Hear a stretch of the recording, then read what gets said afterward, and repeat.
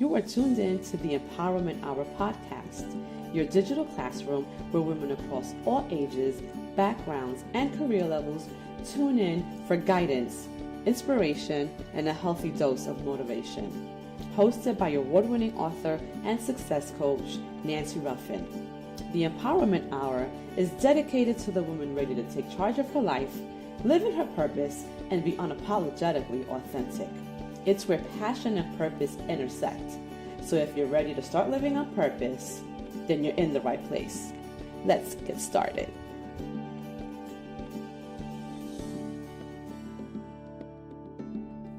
Hey guys, welcome back to another episode of the Empowerment Hour podcast. It's your girl, Nancy Ruffin, and I hope you all have had a good week. I hope you had a phenomenal weekend. Today I am being joined by a special guest, and I'm really excited about it. Because even though I enjoy my one-on-one time with you guys, I really, really enjoy when I have an opportunity to invite a woman on and really just chat and get to learn a bit more about them, about their industry, and about some of the things that they have had to overcome, just to get to where they are. And I think that it's really important, at least for me it is, to share these stories because I never know who is going to take something of value from those conversations. Because though we are different in our own ways, I find that all of us, just by human nature, just by the struggle of being a human being, we share many more similarities than we would like to think. And so when I invite women to come on and to share their stories, what I realize is that many of us have similar stories, and if not stories, we at least can understand each other's struggles, right? And for that reason alone, it's important to me to bring women on to share their stories and to really highlight their success, because I think that it's important that we celebrate each other, right? And not only celebrate each other, but also celebrate ourselves. And I think that women particularly have a really difficult time with talking about their accomplishments, celebrating the strides that they have made in business, in their careers, in personal life. It's hard being a woman. And so any opportunity that I get to be able to shed or to share rather the spotlight with another woman, I'm absolutely going to do so. So enough of my, blabbing here. I'm going to be joined shortly by Joan-Wilmer, who is probably one of the most accomplished women that I have the opportunity to say now that I know. She has a really impressive background, guys. She has over 20 years experience in the human resources industry. She has worked for some really huge companies, and once I get into the interview, you'll see that she worked for Bank of America before it was even Bank of America. She's worked for Toyota. She's worked for Citigroup, in some really high-profile positions. And in the interview, she shares so many gems. I encourage you to get a pad and pencil out so that you can take notes, especially for us 9-to-5ers, because she shares so much insight from the human resources perspective. She talks about the importance of networking and collaboration. She also talks about the importance of being a mentor and seeking mentors. And she herself is mentoring 8 individuals at the present time. So talk about, a woman who is committed to giving back and elevating the next generation.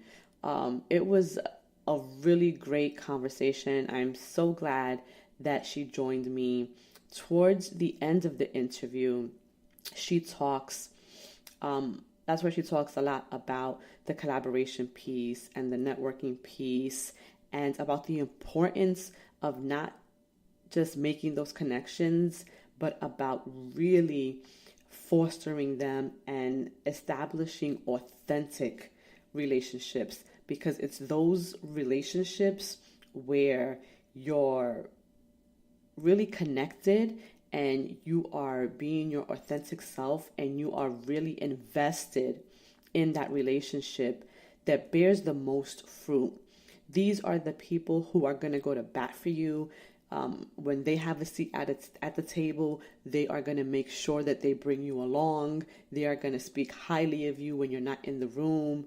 So she really stressed the importance about fostering authentic relationships. And I would have to say that it's probably one of my favorite parts of the interview. So without any further ado, I'm going to get right into it. My guest this week is Joan-Wilmer, and I hope you enjoy our conversation. Hey guys, welcome back to another week of the Empowerment Hour podcast. As always, thank you for tuning in and for joining me. And this week, I'm super excited because, as you guys all know, I've been doing this segment called Passion, Purpose, Paycheck, where I have accomplished female leaders across various industries join me and talking about their respective careers and how they have managed to climb that corporate ladder. And so joining me this week is the highly accomplished corporate leader, Joan-Wilmer. And she has been in her industry for over 20 years. So this is a woman who really knows her stuff, guys. She has been recognized nationally and she has received a number of prestigious awards.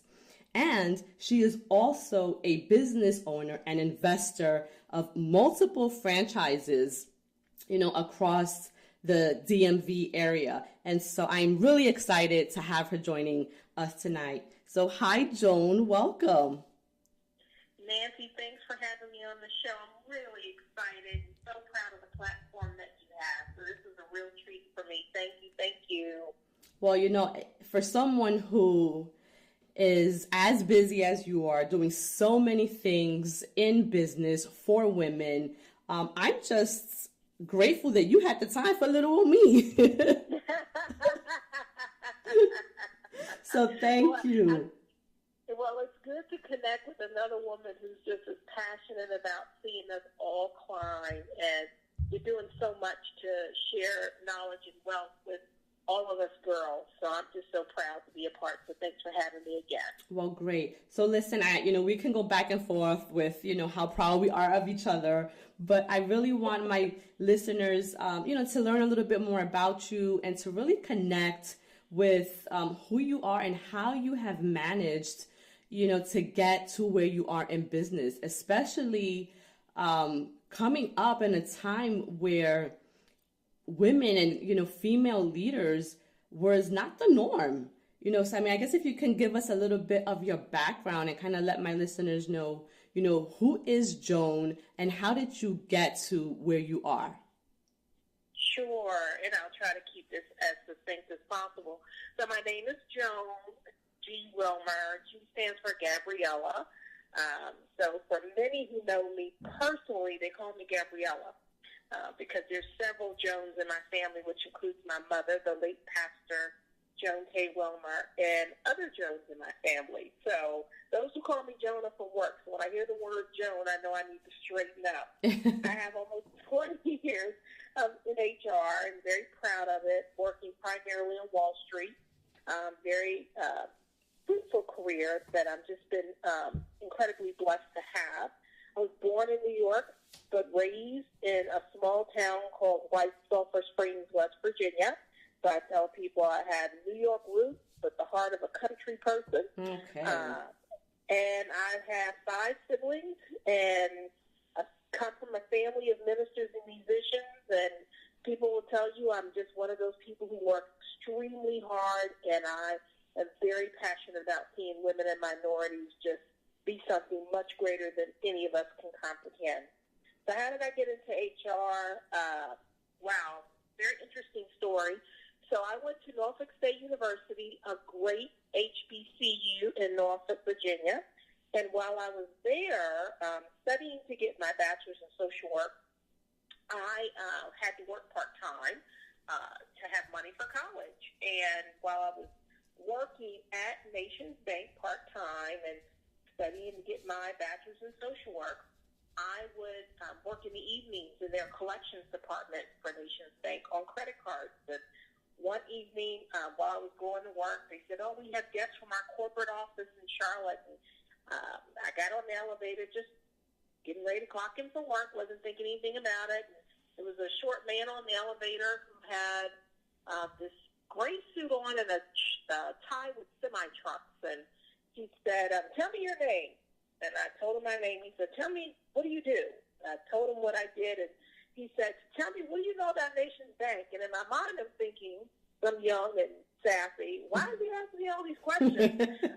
But good for me. I was one of those intellectually curious people, and I was able to talk about the bank and about the performance and what was happening from a collections perspective. And you would have thought I was a business major, but that's just who I am. I like to study and learn things of what I'm doing and what I'm around. And by the time I finished telling him my little spiel, he said, my name is Hugh McCall, and I'm the CEO of Nations Bank.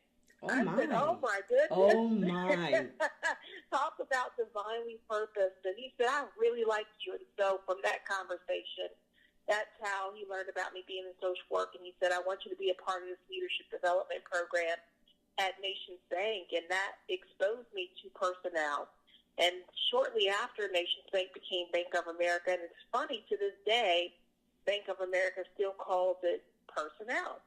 And I loved it. I loved being in a function that allowed me to expose to different parts of business within the bank, to be a part of an organization that was growing and transforming into this big mega house called Bank of America. It was exciting, and it was still connected with people, organizations, and how to perform. Yes. And that's how I got into HR. And from there, I just had a series of divinely purposed assignments that have allowed me to live across the country. I've lived in Texas, Atlanta, Chicago, New York, South Africa, Singapore, New York again, London, and Maryland. And I couldn't have done it without that single elevator ride while going to Norfolk State University.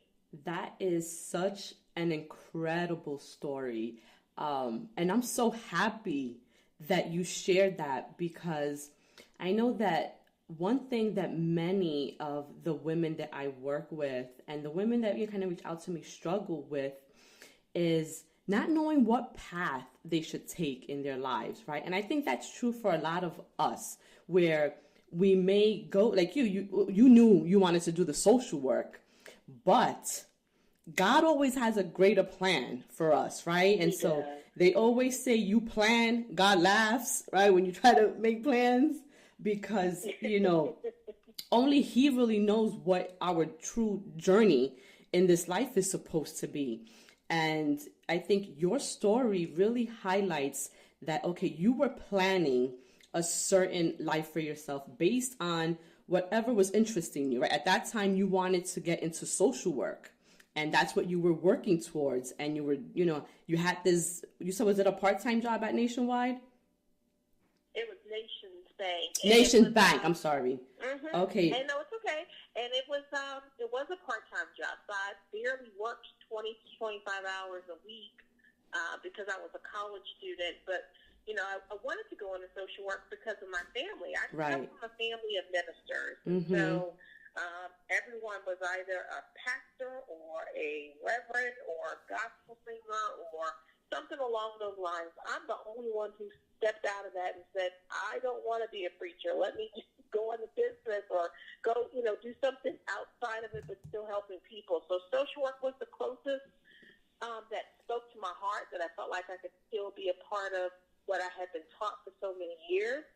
But even in human resources, because I have to connect people and numbers and strategy, it's still social work. I still have to look at people and getting the best out of human performance. And so even though I thought I was just going to go to school and get this degree and work in the juvenile domestic court, God had a different plan, and that little elevator ride just took me on a whole different path, and I'm very grateful for that.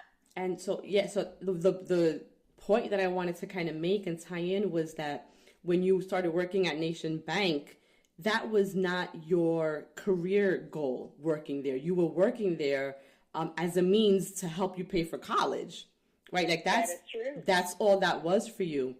But you were committed to the work nonetheless, because you were able to get on that elevator and talk about the bank. And that encounter with, the president of the bank really changed, not dramatically changed your career path, but it married the business aspect with your desire to help people, and that passion that you had for social work, as you mentioned, human resources, that's exactly what that is. I mean, you're working with people every single day, and you're matching their talents and their skills with, the roles that they probably would, are ideal for them. And that takes a significant gift to be able to do that, to be able to hire the right people and put them in the right roles. It does. And, while you were talking, it made me think about more so the art of human resources. Mm-hmm. I have the responsibility of getting to know the people that I'm responsible for. So as an HR leader, we have what we call client groups, and those client groups are not just the leaders, but it's everyone that reports into them, below and between.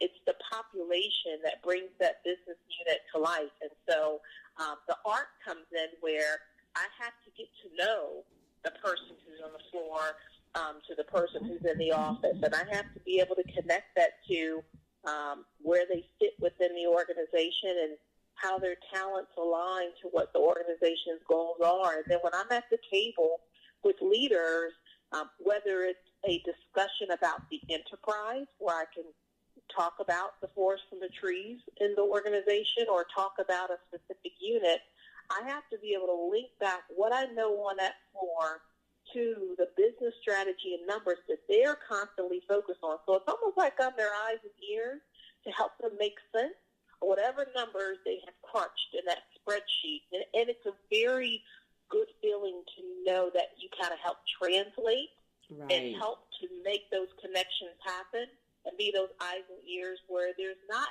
a constant view or look because they're busy doing other things. And that's truly the art of HR.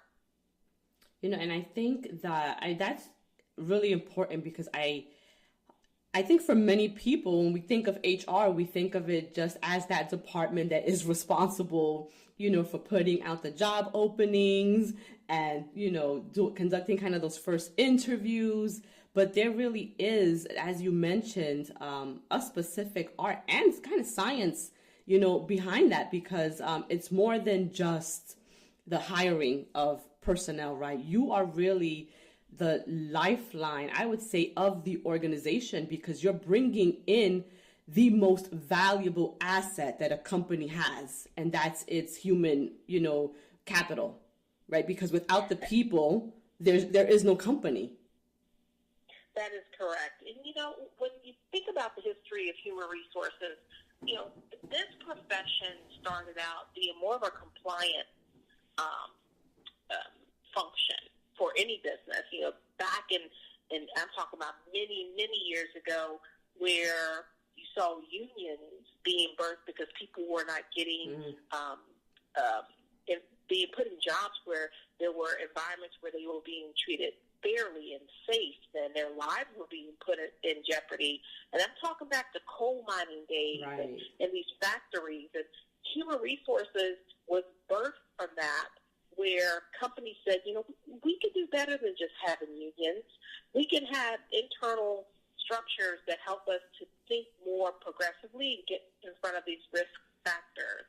And then over time, the function of HR just evolved from being this compliance arm to make sure you do everything you're supposed to legally, to how can you be more of a cultural shift, conversation, arm of strength within the organization that gets in front of these things and builds a natural skill to be able to manage them on the front end through your leaders, and to build environments where employees feel on their own that they're safe and protected without having to put in place these governing structures. So HR, the profession, has changed a lot. It's gone from this compliant arm to a point of influence, a point of strategy, a point of how do you shape workforces, the point of I want to enter a new market or I want to leave a new market, but what does this mean to the people who are there or not there?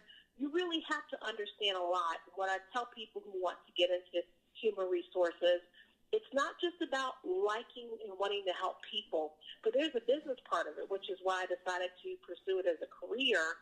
You have to know how businesses work. So when I'm sitting in the room with finance people, I need to understand what the balance sheets are, and what their projections are, and what that means from a numbers to people perspective. Or when I'm talking to marketing, what that means from a broadening footprint perspective. So I have to talk to everyone's language at the table in order to lead the people component. So you really do have to have a very deep business acumen for someone to see you as a serious player. And I guess kind of along those lines, you have worked, Nation Bank, you said, turned to Bank of America, which we know is, one of the biggest banks. But you've worked for many very well-known companies like Toyota and Citigroup, and in very high-profile positions. I mean, I know at Citigroup, you served both as an assistant vice president and the president of the human resources. And so I guess as a woman in the corporate world, what would you say has been or was the most difficult obstacle or struggle you had to overcome to reach the level of success that you have been able to reach? Wow. I'm going to give you the top. It's always been a challenge. Being a female, being in Wall Street, being in corporate America, it's been a very challenging but rewarding journey. I wouldn't trade it for the world. I'd say for me personally, I became a VP by the time I was 25. Wow. And so because I progressed very quickly and early on in my career, I had to build credibility. So as I mentioned to you, I'm at the table trying to convince these leaders how they should shift, move, increase, decrease, whatever the case may be around their business, and make decisions around leadership and talent, etc. So they have to feel confident that I know what I'm speaking about, not only just about policies, because policies are black and white, and anybody can pull out a book, but tell me why I should look at a Nancy for a job versus a John. Right. What's the difference between the two, and what's the long term here, and how do they fit within the puzzle? Because I'm going to retire soon, and I need to know that I'm going to leave this division in good hands. And so I've had to be able to convince, be able to instill trust, confidence that I knew what I was doing. So it meant that I had to work a lot, probably harder. No, not probably, I did. I had to work much, much harder than the person beside me. One, because I was female. Two, I'm a person of color. So I've always been that standout person, and it took a lot of work and a lot of studying. So when it came to meetings, I knew much more in that meeting than some of the people who were hosting the meeting, because I always did my homework, and I always wanted to make sure that I was thorough in what I did. And it also meant that I had to speak with a level of maturity. So as I mentioned to you, I became a vice president at 25. That meant that I had to speak much older than my age in order to sit there with CEOs and their directs for them to have confidence in me. So sometimes I wouldn't tell my age. Right. And it wasn't really the focus of it, but they still needed to have that level of confidence. And then I would say, being the only woman or female or person of color in the room, it was challenging. It was challenging because sometimes you hear things. And the gift and the curse about HR is if you're really good, people are going to sit and trust you and talk to you. Right. The other side of it is that they're going to say any and everything. Right. So if they say any and everything, you better be ready for what they got to say. And sometimes our little friends on Wall Street who make these big, powerful moves, they may not have the most polished tongue when they're off the camera. And so I would hear a lot. And it was very tough to be in those environments, to hear those things, but it also allowed me to have some immediate effect and change, and very proud of the stuff that I was able to do. So I would say those were some of the main challenges. And I would say last but not least, that I've always been a passion of mine to see women advance and do more in corporate America. And I know that I've run into some wonderful women who I've worked with and supported directly, or have seen in other divisions, or been a part of their promotions. Right. And to see the growth and to see what more growth we can accomplish together, because I feel like over the years we've been taught to just be a few at the table. That's been a challenge as well. So that little number and only being the person in the room, I think, has taught me over the years how we could do so much more to increase the presence of women, and that has been a challenge that I put on myself as well. And over the years, that's probably been in the top things that I have experienced that has stuck out to me as a growing professional. And this is a perfect segue, because for someone like yourself who is in in this leadership role, who is one of the few women in the room, how do we get more women in the room? I think, this is one where you find a lot of articles, but there's I would call it the longer term strategy, and then there's some immediate things we can do. So let me speak to the longer term. One, we could do more to make sure that women are reflective of these corporations. And I think corporations have started I would say, in their leadership ranks, where you see more women at that director and executive director level. But I think there's a lot more we can do to make sure that women are reflected at the highest ranks of an organization. Right. More women on board. For example, J.P. Morgan Chase just named Melody Hobson to their board. African-American female who has done a phenomenal job on Wall Street. I don't know why it took me so long to do something like that. And not just them, but to be reflective of so many companies who can bring women and women of color to their boards. But the fact they brought her on and recognizing her background, and they've already engaged her in a mighty way, as I have learned, I think is a phenomenal job. And I think the more women or women of color you have on your board, then you have someone to look up to. You have someone who can speak to our voice in our community. Absolutely. And Melody Hobson understands that. And so that's one. Two, I think we can start training earlier. The NBA does it. The NFL does it.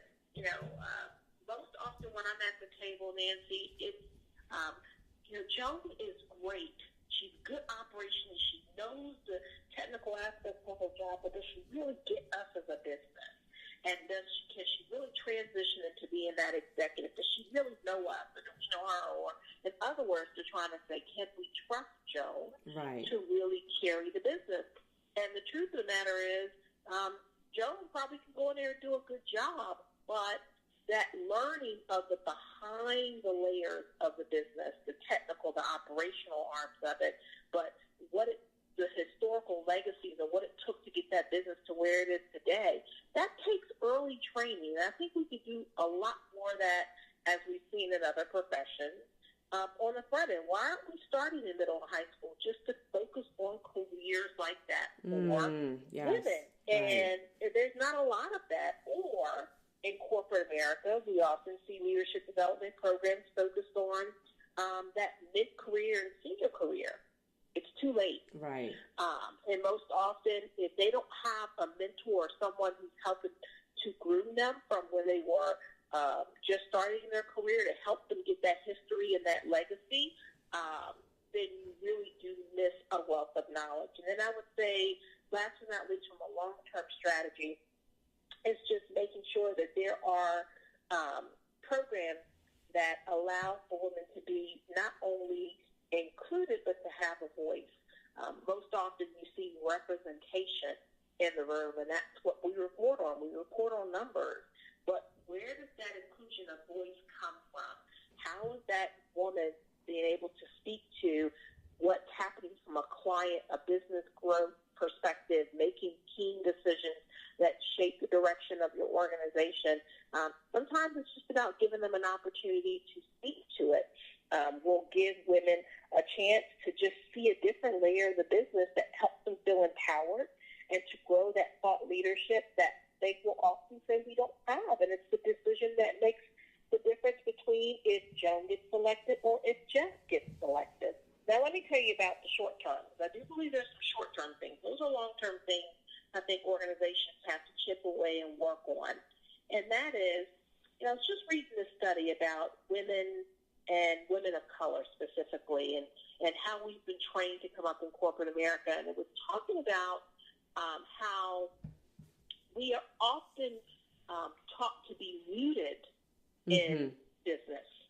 And I can personally attest to that too, where you're told, don't be the first to raise your hand and speak. Right. Don't be the first to give your opinion. Wait until everyone else in the room has spoken. Keep your remarks brief, and don't be opinionated. Right. Or if there's things that are going on in the world or being talked about, be careful not to speak too much about your ethnic background or experience, because it can make people so uncomfortable. Yes. That is taught. That is said. I hear so many mentors say that to women and women of color all the time, and I think it's because we silence the conversation and the diversity of these individuals, and I think corporations need to teach themselves how to bring that conversation in the room. There's so much happening in our communities. How often do you walk into a corporate break room where someone's talking about the Black Lives Matter movement or those things?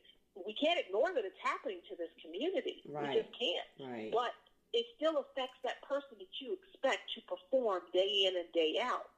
Those are things that we can transform cultures on to make women or women of color feel more comfortable. That then opens the door for them to have that confidence to put their name in the ring for different jobs and opportunities and training platforms, that then prepares them for those mid-career and senior career roles, that when it comes to C-suite, there's more names on the list that you cannot say not one of these 3, 4, 5, 6 women of color who are on the list are not prepared, because we've done things to welcome them more in the workforce. And I think that's the immediacy that corporations can do. Are these, from your experience, are these conversations or strategies that companies are even thinking about implementing? Because I think that they're great, and you as, a human resource leader, you clearly know what needs to be done. But, at the really high level, when we're talking about these corporations, I mean, how serious are they, to commit to implementing some of these things that you're talking about? Do you think that it's even feasible to happen within maybe the next 10 years? I do. And there are corporations that are starting to realize the power of story and testimony and being able to share authentic self within the workplace. Let me give you some examples. Bank of America has a number of affinity groups, just as many organizations. And I think what happens is these different groups are different stages of maturity. But with them, they encourage conversations amongst each other. They bring speakers in, not to just talk about diversity and how to be a more diversity and inclusive, rich organization, but they talk about what's happening that's a reality within their communities. Those are real platforms. And their CEO and his directs in that particular company, they're right in the room, and they're asking questions, and they're being a part of what's happening, and it's required and encouraged throughout the management and leadership ranks that they are part of these discussions. So when they have their discussions with these different affinity groups, and they have the African American, the Women's Affinity Group, the Asian Pacific Islander Group, I think you go on and on, the Hispanic Group, right. They talk very frankly, and it's celebrated. It's not looked at as a hush. It's not looked at as a problem. They also promote when there's different things happening within these communities, within their employee communication channels. So say, in the news, did you know someone, just experienced another a life that was lost? Or did you know this was happening in Puerto Rico? And what right. can we do to support it? That company speaks about it. They get their employees behind it. They rally on causes that affects those communities, and the leaders are standing right beside them, even though they may not look like them, and it just builds awareness and understanding as a community instead of saying, no, that's your problem and that's your people's stuff. It's our stuff, because if it's not our stuff, then we can't be one great bank. But Bank of America is just one. I mean, J.P. Morgan does it. Coca-Cola does an outstanding job. Frito-Lay does a great job with it. I can go on and on of organizations who are really catching this fire. And those are the ones you see on the best companies to work for list all the time, because they're doing things to open the conversation and to make people feel comfortable, included at the table, and making sure they have a voice. And that's what you could do immediately to break the barriers. Once the barriers are broken, the people don't feel so nervous or antsy about having someone work beside them who may not look like them or may not grown up with them, right. because they know more about them. And you can't take away the human aspect of anything when you got people who pretty much make the organization. And I think that it's really important when we're talking about what's happening, in the world around us. We go into work, right? But we go in with whatever is happening outside of work, right? So it's especially for people of color, when we're being bombarded, in the news every other day, with immigration issues and how our current president, is trying to undo a lot of the policies that were put in place to protect certain groups. Or when we see an African-American man, unarmed man, get gunned down by, the cops. These are things that, although they're happening outside of the workplace, right? Once we come in, we're still bringing that heaviness with us. And for some of us, it's really close to home, right? Because maybe we know someone who's at risk of being deported. Maybe we know a friend or a family member that has been abused or brutalized, by our police department or whatever it is. But these are things that, although they're happening outside of work, we don't just leave them, once we clock in, right? We're bringing that with us. And so to your point, I think that it's great that we have these companies really tackling some of the real issues that we deal with every single day. Absolutely. And again, it's about creating the environment where someone can bring their best authentic self. Right. Can you imagine what that would be if everyone felt like they can just inhale and exhale freely without judgment? Right. How innovative they could be. And these companies get it, and they're still working at it. You have to transform mega enterprises and to help bring a culture of change systemically. They get it. And I think that's an area where companies can start. Because, the whole concept of diversity and inclusion really is still young. It just came about instead of us being more compliant from an EEO perspective. If you think about when that legislation came into play, it was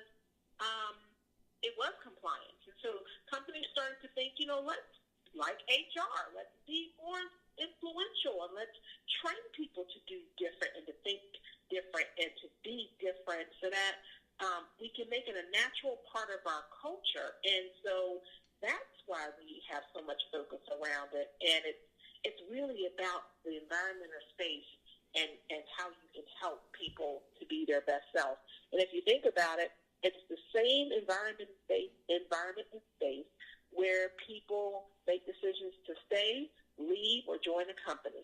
It all ties together. And I think those companies are doing a great job, and definitely are encouraging other companies to get on board. Those are some short-term things I think we can do in addition to the long-term things. I'm not minimizing them, but there's some things, systematically that an individual company cannot do by itself. But I think if we could be catalysts, it can spark other entities to join in and make it a much broader playing field for us women and people of color.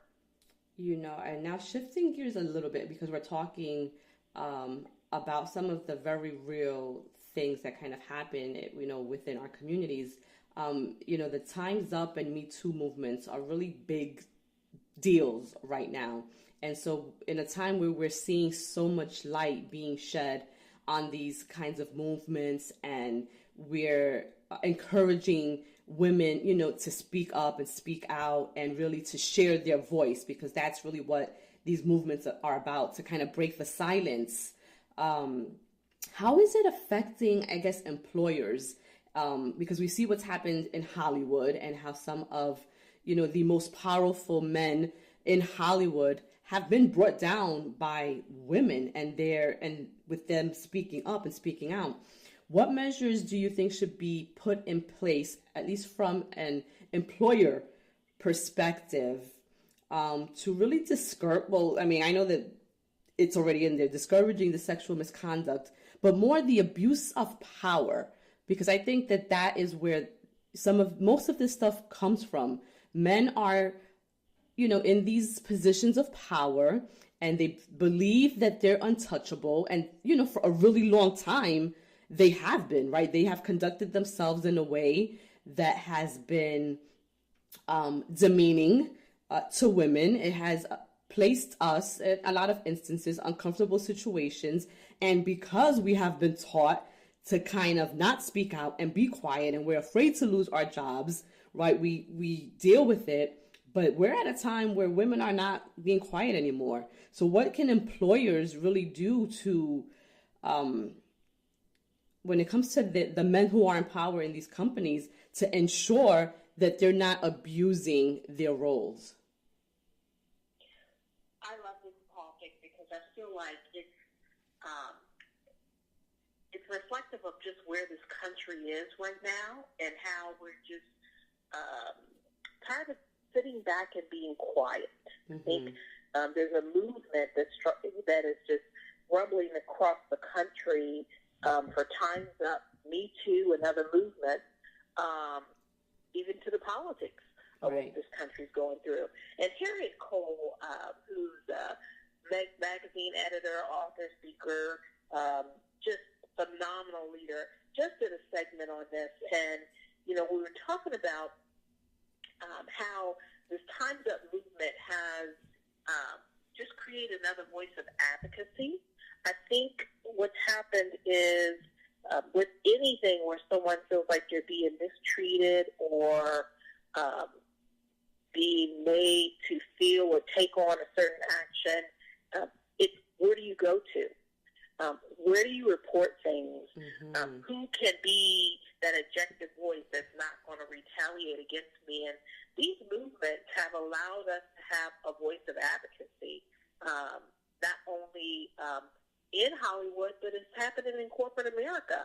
I was just talking to an attorney who said that in the Time's Up movement, which is being handled by another group, another law group, they get calls not just from those who were in the entertainment industry, but they get them from corporate America as well. And they support them, to provide them free legal advice and help to, get further insight into what their cases are. So there's not I would say, a line of separation. I think it's just a matter of how the movement has allowed for others to have a voice or another point of contact to help them in their situation without feeling like they are to be silenced. It's also increased accountability within corporations, which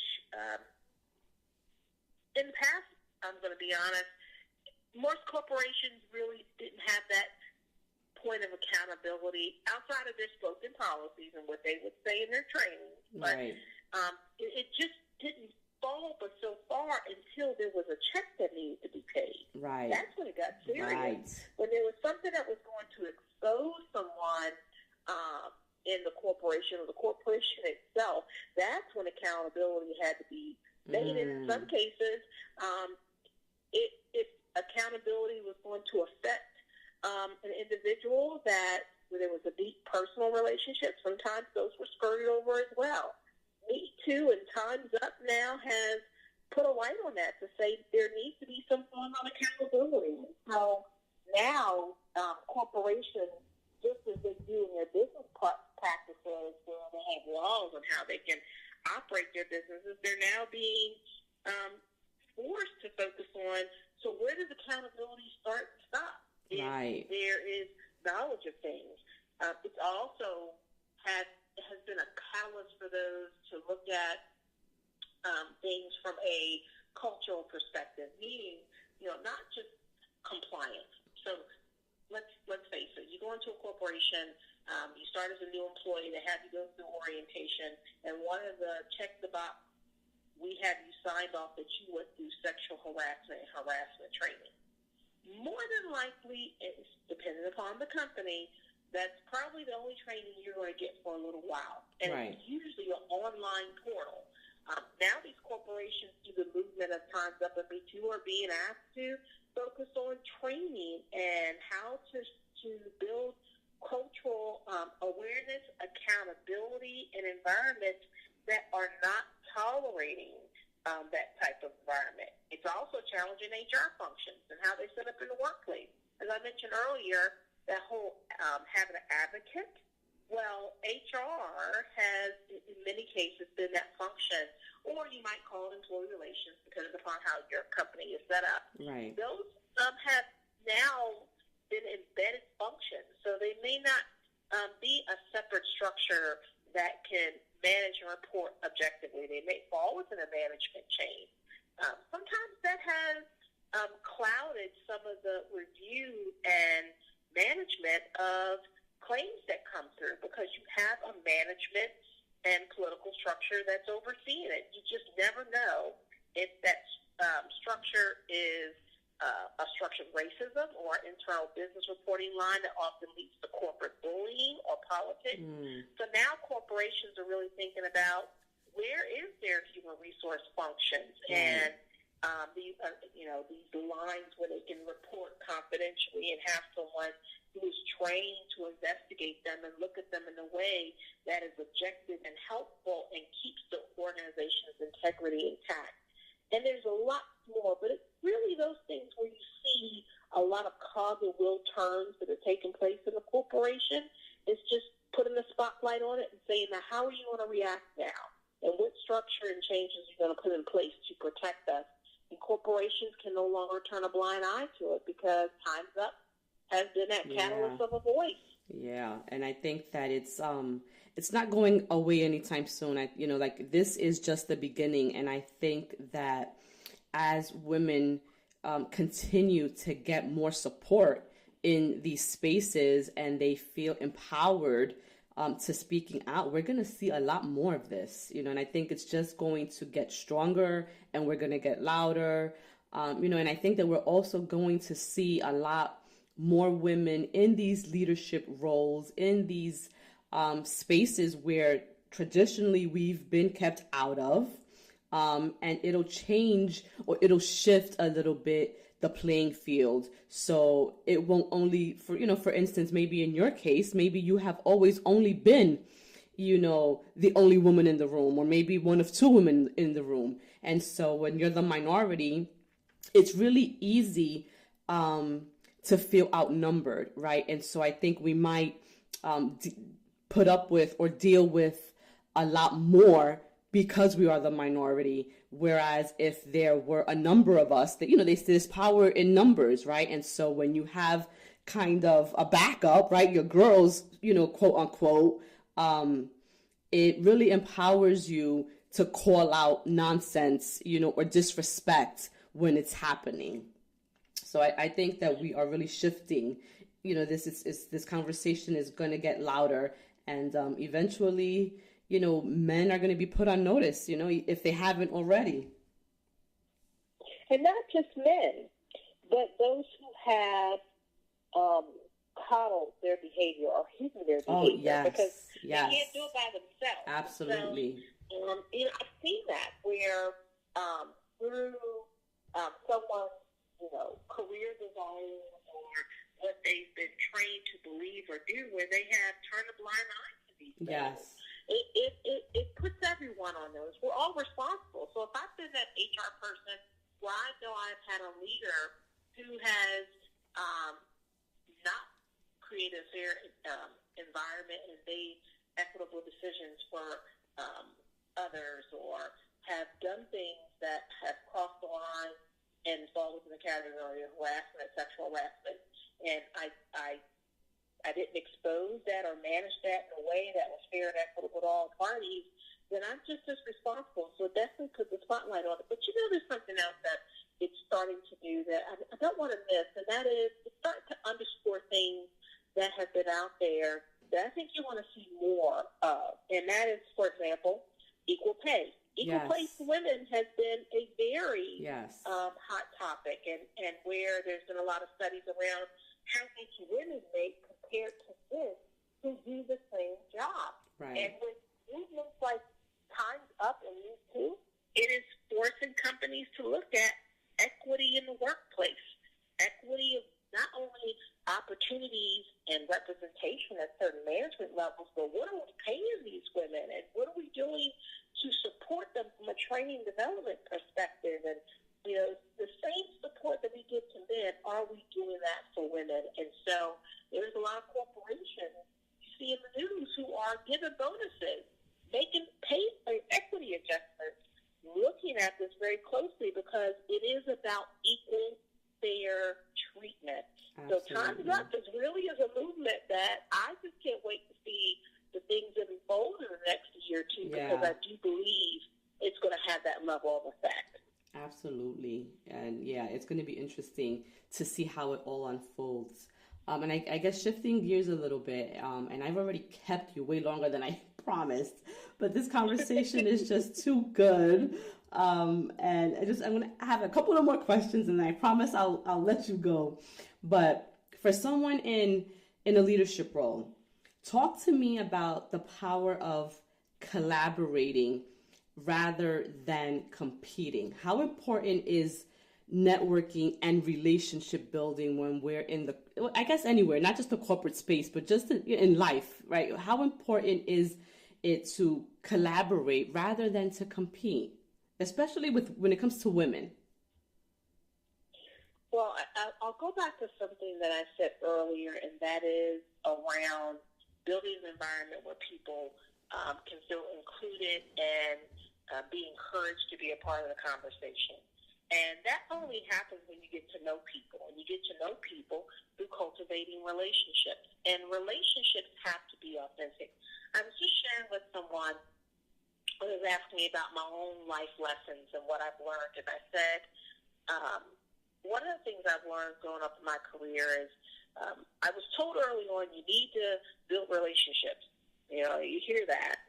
It's very commonly thrown out there. And I thought, okay, well, let me go and meet as many people as I can. So any and everyone I could touch, get in front of, say my name. And this is early on in my career. I would do it and have coffee with them and would follow up with the thank you notes and did all the things that I was told to do, just checking off the boxes.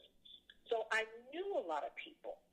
But what I knew is different from who really knew me. Meaning those that were authentic relationships. And when it came to being an advocate for Joan and helping Joan and steering Joan in the right direction, or recommending Joan for that job, those authentic, real relationships were the decision makers. Right. And so I learned early on, okay, all these people you knew, and they've not been a authentic connection. So why am I saying this to you on the power of collaboration? When you have those authentic, real relationships where people know who Nancy is and your goal and your vision and your passion, it really does help for one to engage you and to champion you when you're not in the room. When you don't have those relationships, it's hard for you to make those connections with individuals and to be that champion in the room. And often what happens, it's the decision between who gets the job, who doesn't get the job, who gets the promotion, who gets the business, who gets the new client, etc. And so I tell my mentees, and I have 8 of them, very proud of them. They are all VPs and above, so they're doing an amazing job. That's amazing. I don't care how big you get, you got to make sure that you are building authentic relationships. It's not a race. Make sure you're reaching and connecting with people that you have something that speaks to your soul on, or you have a real connection on. And more importantly, leveraging those relationships, because those relationships are going to open the doors to opportunities, because I really do believe in 6 degrees of separation. And that's where you put your attention on, not on how can I be better than, or to show myself better than this other person in a way in which it disenfranchises someone else. We do see that. We see that a lot, especially when it comes to women and when it comes to women of color, because over the years, with that low representation, we've been taught that it's okay to have 1 or 2 of us at the table. Right. And so that collaboration, that authentic relationship, that let me make this connection with this person, or let me recommend them for things, or let me help them understand what's happening in my area that can help them grow and learn the business. We've kept in our own little silos, and over time that has impacted our ability to represent at the table. And so that competing factor has worked against us. Absolutely. And often has found us missing opportunities. So when I'm at the table and I'm with those CEOs and their directs, and none of them look like me, Nancy, and they talk about, okay, we're now trying to find the head of our mortgage business, which is a big job, right. And there is one person of color on the list, or a woman on the list, and I might have one other executive in the room, and they do not recommend that person of color on the list. I have a problem with that. Right. And I wonder, well, why don't you know this person? And why don't they know you? And why aren't you championing them? And sometimes it truly is they don't know them. And then other times it's, well, I may not say something about this person or recommend this person because, you know, I don't want to seem like I'm just there for the person of color, or I'm just there for the woman that's in the room. And that's real. Right. Now, most people will not say that to you. I'm going to be honest with you. It's real. We don't want to show ourselves linked together because we feel like we have to be the only person. So I just want to make sure that we are very much in front of that and know what that means from a competing and collaborating. Right.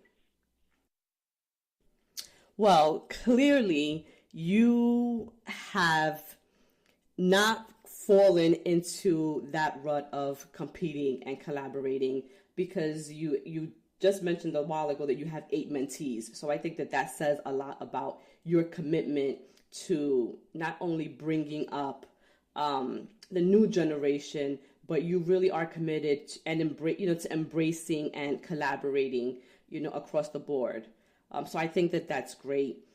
So I guess at this point, I'm going to kind of let you go because I know that I've kept you way longer than what I had promised, but I am so grateful that you really gave me the opportunity to sit and chat with you and really pick your brain, because on this human resources, and the important role that it plays not only in companies, but in really developing the talent that kind of comes through your doors. So thanks so much for your time, Joan. I hope that you enjoyed talking with me as much as I enjoyed talking with you.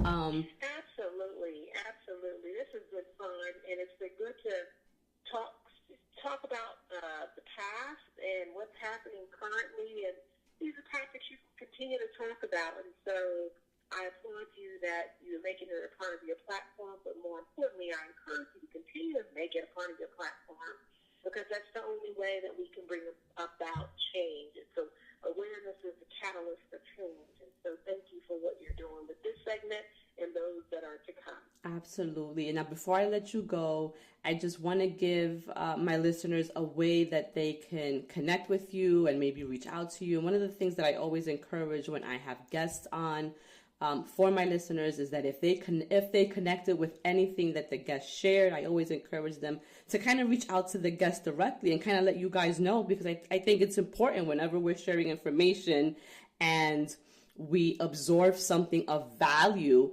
It's important to let that person know that, wow, I really appreciate it, your transparency or your honesty. And so how can my listeners connect with you, should they want to? Yes, it is. They can reach me by www.joan-wilmer.com, or I'm on Instagram and Twitter, and I'm more than welcome to contact me there. But again, it's these types of platforms and awareness that serves as catalysts. So if you're having a conversation in your workplace or amongst your friends or your colleagues, and you're doing things to actively be there for each other, supporting each other, creating the environment where you learn about who the person is that you work beside, then you are already connected with Joan, because that's really what I'm about. Wonderful. Well, thanks again, Joan, and I look forward to hopefully one day meeting you in person and really making that personal connection, because you definitely are a woman to know. So thank you. Oh, thank you, and same here. I really appreciate it. All right, guys. So this concludes this episode of the Empowerment Hour podcast. Thank you guys for tuning in and rocking with me every single week like you do. And as I do every week, you know what I like to say, go out there and crush those goals.